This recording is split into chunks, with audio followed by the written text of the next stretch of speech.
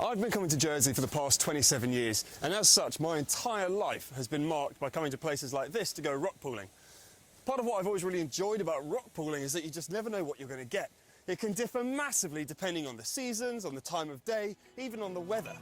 So today I've taken myself down to somewhere called Corbière to turn over some rocks and try it for myself. So let's get to work.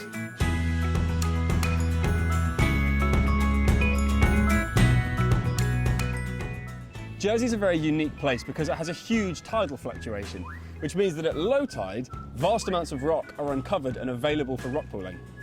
But you can do rock pooling in literally any large body of water or freshwater stream or river. And depending on where you do it, you'll find different types of invertebrates and crustaceans.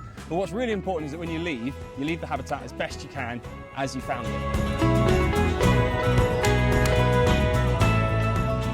Rock pooling could be as simple as taking a net and going down to your nearest stream, river or rock pool and having a little bit of a look around. Personally, the way that I like to do it is to find a large rock and turn it over and see what's underneath. What's important when you're doing this though is that you're really careful not to squash whatever's living underneath your rocks. So this is a xantho crab, otherwise known as a ridged crab, and you can recognise it because he's got quite large claws considering the size of the body.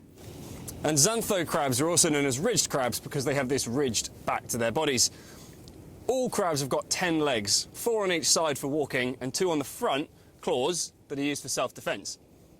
There's also a type of pseudocrab, or a close relative of the crab called a porcelain crab, and what they do is they cling to the underside of the rock and filter feed any food that comes past them.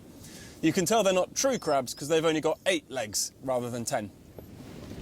Oh, brilliant. These are called cushion starfish, and you can recognise them because they've got quite a fat body. They've actually been shown to be able to detach their legs as a form of self-defence, and when they are detached, those legs will continue to look for food and bring the food back to the body, thinking that it's still got a mouth to feed. This right here is called a shank crab, otherwise known as an edible crab, and they're fairly recognisable because of this smooth edge to their shell.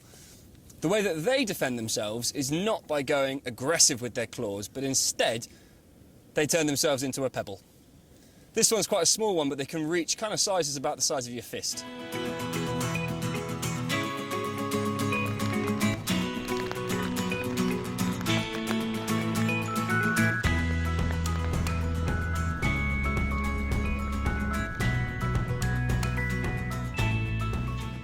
So this here is a very aggressive crab, so I'm going to keep my fingers well away from him. But in front of him is a blemmie, and blemmies are usually found in rock pools and shallow water. They can reach 6 to 8 inches in length, making them quite a formidable predator in the rock pools. So we can tell the sex of crabs by whether or not they have a tail, and whether or not that tail is large or small. In females, the triangular area underneath the body is much larger in order to hold the eggs. The smaller triangle is a male.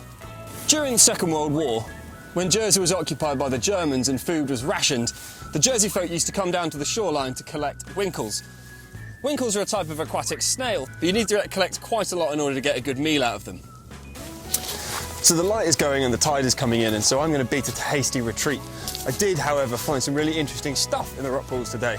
But where you go rock pooling will mean that you will find vastly different things to whatever I find. If you do choose to go rock pooling though, I really hope you pick a drier day than I did.